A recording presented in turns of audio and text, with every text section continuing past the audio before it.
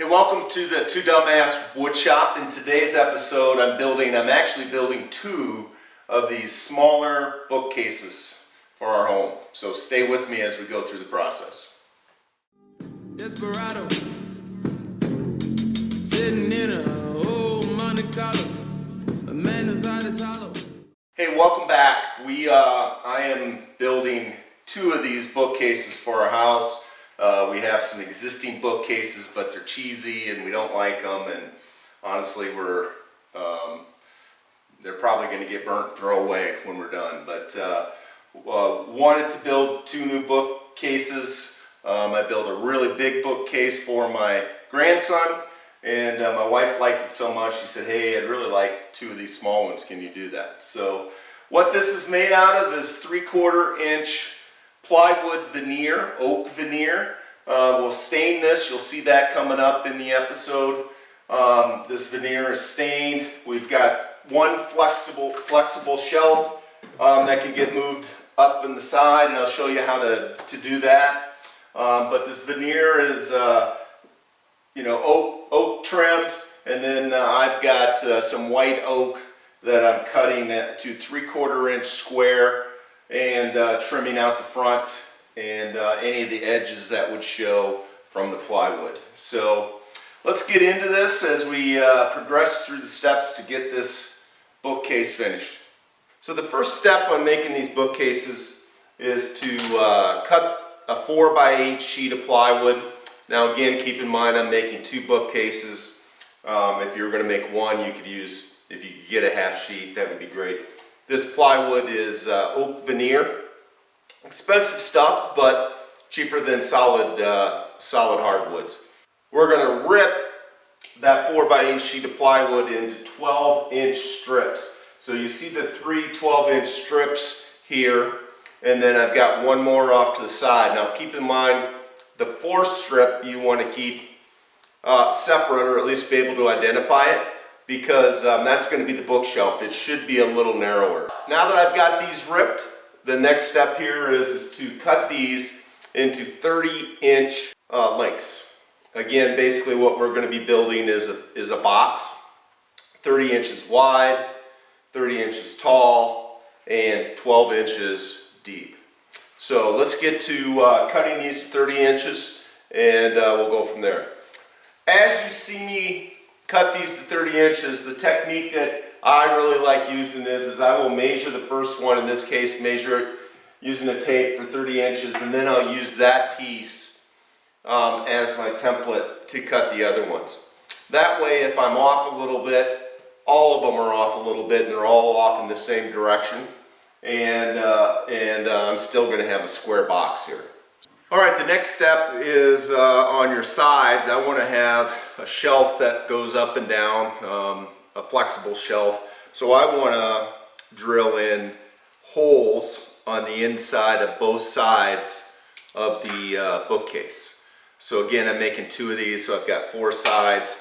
And how I'm going to do this is I just took some pegboard material. I keep some pegboard material around the garage, so when I need to drill these holes, really easy way of putting in shelf holes that are consistent, and then I'm going to drill with a 1/4 inch drill, and then I've got a little collar on here. You can put tape on here. I just don't trust myself. I'm afraid I'll go through the wood. So I went and bought a collar, cheap collar to put on there. And I used this making some bookshelves in the past, and it works great. I'm going to measure 6 inches from the top and 6 inches from the bottom, and put a line, and then that's where my shelves are going to start and stop. And then I will center this pegboard on my shelf board and start drilling these holes. Two holes for each level on each side.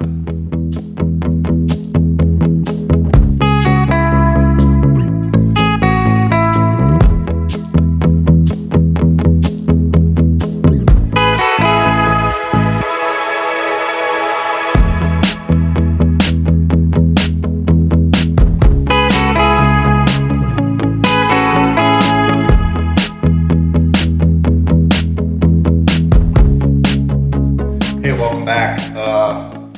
Now we've got our holes for our adjustable shelf drilled.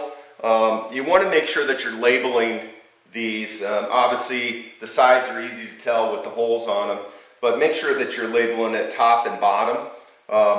For example, my holes aren't equally distributed from the top to the bottom. So if I were to flip one of these sides, then my holes wouldn't line up on both sides of the bookcase. So I went and, always a good idea to just label top and with tape, or I put it on the top here, top and bottom, and then even left and right on both my units here. I'm going to put some cleats at the top of the sides to hold the top down. Now you don't have to do this. There's 100 different approaches. You could put dados in your top to hold your top on. You could actually air nail it. I'm going to try to avoid air nails, at least from the top, to make sure that the outside finish is as good as I can get it. So I want to keep everything internal and hidden. So I'm going to go with these cleats. So these cleats are just 1 inch by 1 inch pieces of oak. They're 8 inches long. I did this off camera, just some scrap wood. And then I drilled a 1/4 inch hole in these, 2 on one side of the cleat, and then 90 degrees offset, I drilled 2 more. That's what I'm going to use to hold my top on. So I'll glue this and screw this onto the sides. Again, I'm 1 inch cleat, and then I'm going to use 1.5 inch wood screws with some wood glue to hold this in. So that's the next step.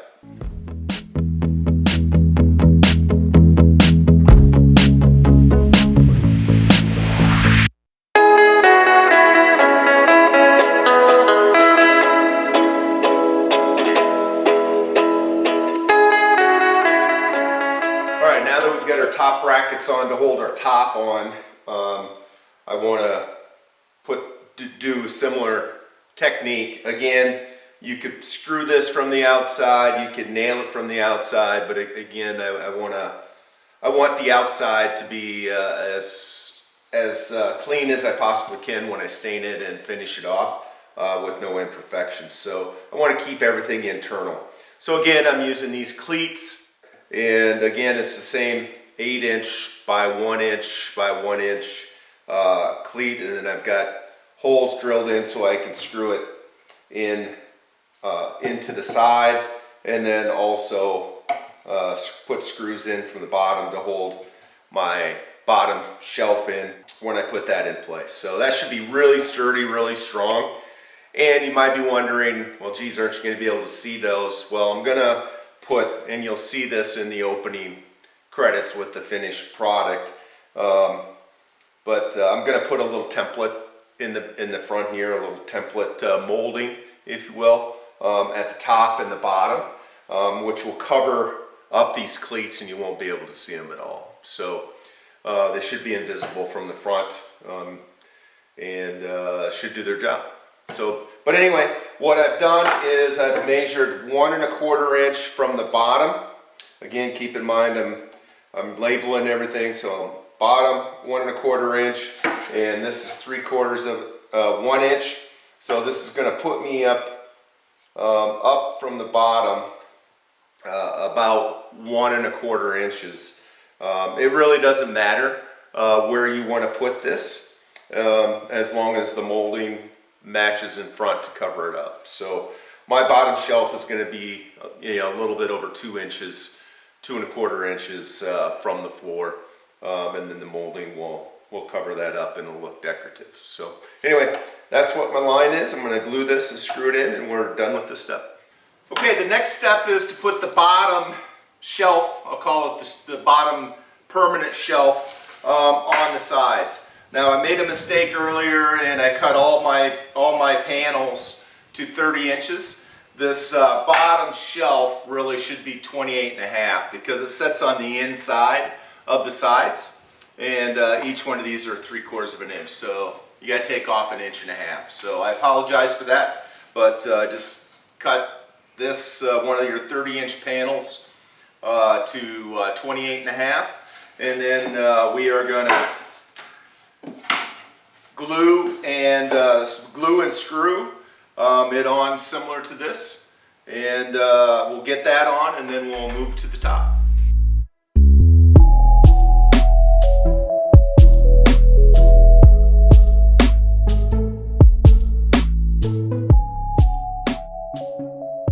Okay, now we've got the bottom shelf on, secured with glue and screws. Now we have just flipped this upside down. Here's our top, and we're just gonna make sure that this is flush with the outside and with the edges, and then we're gonna put glue on this and put 2 screws, and then we've got basically our box built.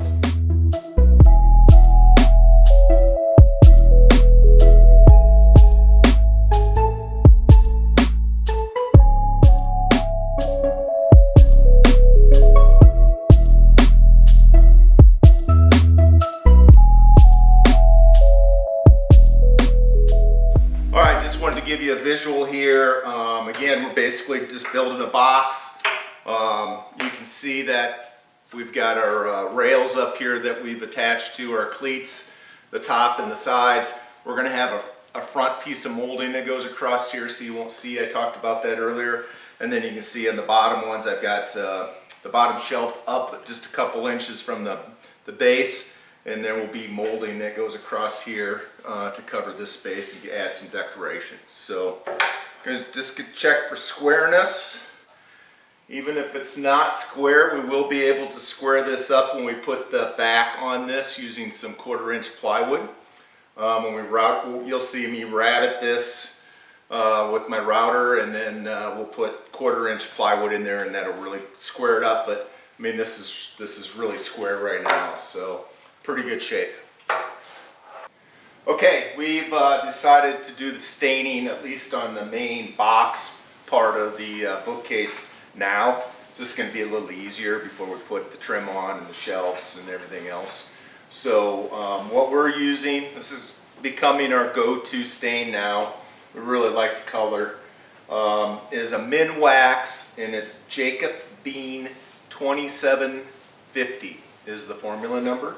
So Jacob Bean 2750 Min Wax, and you know, goes on wet. You want to do one side or an area, and then come back with a dry cloth and wipe it off. But here's a section that's already done, and you know, we'll give you an after the fact look of how this turns out. But we just love this color. All right, we're in the process of making these top moldings and bottom moldings here. And how we're going to do this is we will take it's about a little bit under 3-inch wide board. I'm really looking to cover this up immensely, so whatever this dimension is for you here, mine is just 1/8 of an inch, 1/16 of an inch less than 3 inches. And but I want it to be a little decorative. So I cut this board to match the width of my bookcase. I made this template out of just some 1/4-inch plywood, and I'm going to put this on here and draw it, and I'll cut it with the bandsaw. When I cut it with the bandsaw, I want to make sure that I'm proud of that line, and then I'm going to take it over to my router table and use a flush bit to router this clean edge. And that should really eliminate a lot of sanding and give me a good way to replicate 4 of these, so they're, you know, basically identical. So that's the plan. Let's see if I can execute it.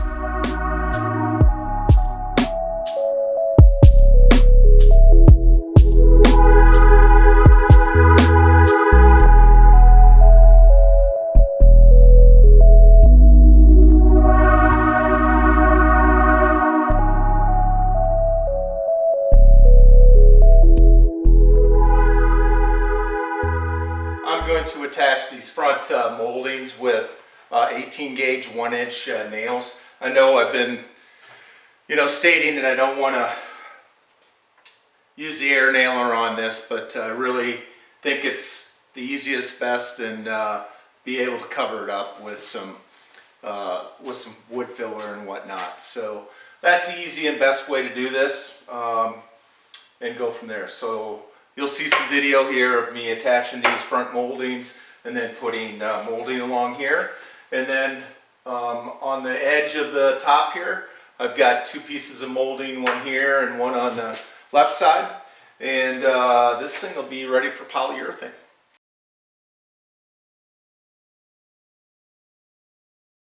All right, the next step here, it's really not the next step, but a step, is building the shelf in here. So I've decided to do that now before I put the back on and do the final trim up here on the side. And the reason I'm doing it right now is to get it out of the way, and then when I rabbet this back edge here, I want to make sure that my shelves are in good shape, and I don't want them to be in the way. So I purchased 50 of these little 1/4-inch shelf hooks, if you will, off Amazon. They're really cheap, and I've got enough to last a while. And I cut my plywood. Remember way back, I said you're going to cut your 4x8 sheet of veneer plywood into 1-foot strips or 12-inch strips, and the last one is going to be narrower. Well, now's the time to pull out that narrower one, and we're going to use that for the shelf. Even though it is narrower, I had to trim mine down to my dimensions are about 11 1/4 inches wide. You know, yours may be different. It depends on how wide you want this and your rabbet depth and how flush you want it to be, the front or whatever. But and then I just cut this to length. So what I'm going to do now is I'm going to stain this. And I'm going to put trim on the front like I did on the front of this side here. And my shelf will be done. So I'll show you that when I'm done.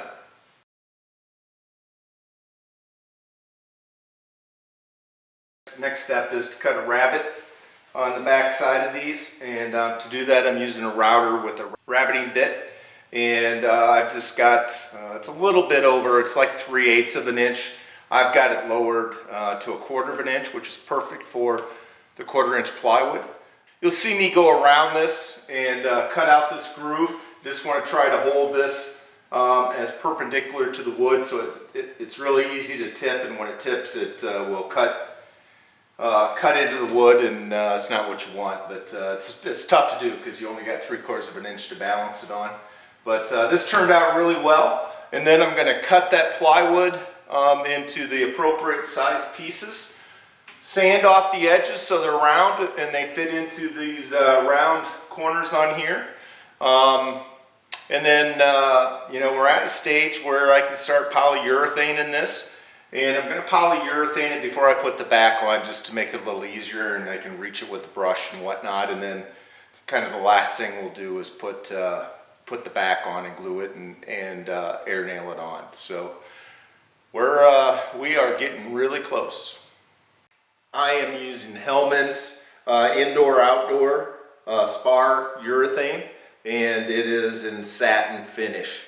So I usually use gloss, but I've got an excess of this, so we'll put the satin on it and it'll look great. So I think we're going to need to put on at least 2 coats, if not 3. This plywood really sucks it up. But we're going to give this a start and you know, wish me luck, and we'll see how this looks when it's completely done.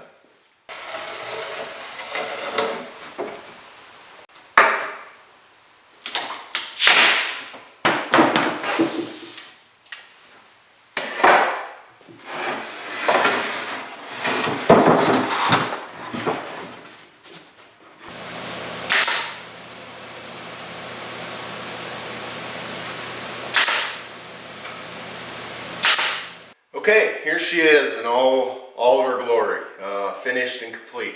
So you saw me put these side trim places on and glue and staple the back 1/4 inch plywood in.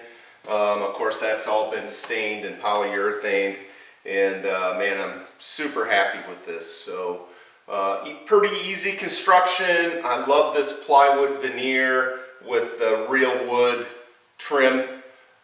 Really saves on costs and hardwood, but yet gives you the look of that you know, a full hardwood piece of furniture. So really like the way this turned out, and I'm hoping my wife will have the same feelings about it. But hey, we really appreciate you watching the channel. We're trying to grow this channel, so if you could hit the subscribe button, hit the bell, you'll get notifications when new episodes come out. There's no obligation in that. That just really helps us from a channel standpoint grow. So really appreciate you watching this channel. Would love to hear what you think about these bookcases. But until then, be safe, have fun, make some sawdust.